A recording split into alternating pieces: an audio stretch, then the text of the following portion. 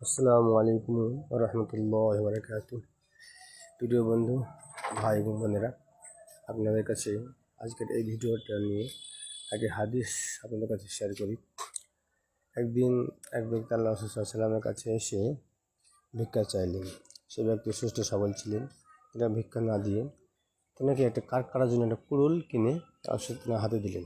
তিনি বললেন যে এইটা নিয়ে গিয়ে তুমি কাঠ কেটে তুমি বাজারে বিক্রি করে তুমি জীবন ধারণ করবা। কিছুদিন পরে তুমি এসে আমার সঙ্গে দেখা করবে। সে ব্যক্তি সে কুড়ুলটা নিয়ে গিয়ে জঙ্গলে কাঠ কাটে বাজারে বিক্রি করে, জঙ্গলে কাঠ কাটে বাজারে বিক্রি করে, এভাবে ইনকাম করে সংসার চালিয়ে অনেকদিন পরে আল্লাহর সঙ্গে দেখা করতে এসেছেন। যখন দেখা করতে আসছেন, প্রথমে যখন ভিক্ষার জন্য এসেছিলেন তখন যে একটা তার মানসিকতা বা চেহারা ছিল, তার থেকে অনেক উজ্জ্বল হাসি খুশি মনে আল্লাহ রসুলের কাছে দেখা করতে এসেছেন। আল্লাহ রসুল তাকে জিজ্ঞাসা করলেন, সালাম দেওয়ার পরে জিজ্ঞাসা করলেন যে তুমি কেমন আছো।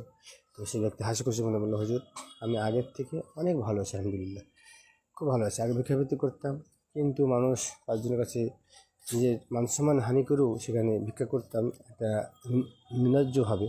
আর এখন আপনি আপনার পরামর্শে, আপনার দাওয়াইতে আমি জঙ্গলে গিয়ে কাঠ কাটি বাজারে বিক্রি করি, আমি খুবই ভালো আছি আগের থেকে, এবং মনের দিক থেকে আমি তৃপ্তি পাই, সব দিক থেকে আমি ভালো আছি, এখন আগের থেকে অনেক ভালো আছি। আল্লাহ সাল্লাম তিনি বললেন যে দেখো, বোঝালেন সবসময় নিচের দিকের হাত অর্থাৎ হাত পাতা বা ভিক্ষা করার থেকে উপরের দিকের হাত অর্থাৎ দানকারী ব্যক্তি আল্লাহ তাআলা সব থেকে বেশি পছন্দ করেন এবং ভালোবাসেন।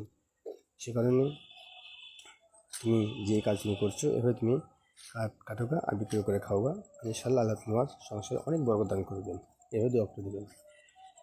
তো এই ঘটনাটি হাদিসটি বলার উদ্দেশ্য হলো যে আমাদের সমাজে অনেক সুষ্ঠু সবল মানুষ ভিক্ষা করে খায় কাজ করার ভয়।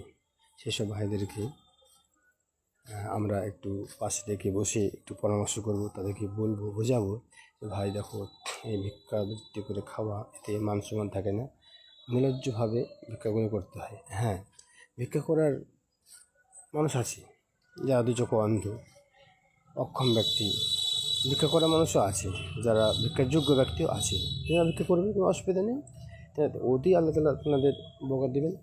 সুষ্ঠু সবল মানুষ, ছেলে হোক মেয়ে হোক, যদি ভিক্ষা করে খারাপ দেখায় তাহলে সমাজের একটা দুর্নীতি হয়। মানুষ মনে করে মুসলমানরা ভিক্ষা করে খায়, মুসলমানরা ভিক্ষা করে খায়, ওদের মধ্যে গরিব বেশি।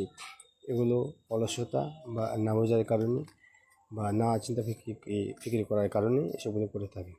তো যেসব ভাই মা বোনেরা আমাদের পাশে সুস্থ সবল মানুষ ভিক্ষা চাইতে আসে, আমরা তাদেরকে প্রথমেই হট করে ভিক্ষা দেবো না। ভিক্ষা দেওয়া ব্যক্তি, ভিক্ষা গ্রহণ ব্যক্তি যদি উপযুক্ত হয় দেবো, নইলে তাকে বাসায় বসে একটু নরম মেজাজে তাকে বোঝাবো, ভাই এভাবে ভিক্ষা করা ঠিক নয়। ভিক্ষা করে না হলে মানুষও ভালোবাসে না, আল্লাহ ভালোবাসে না।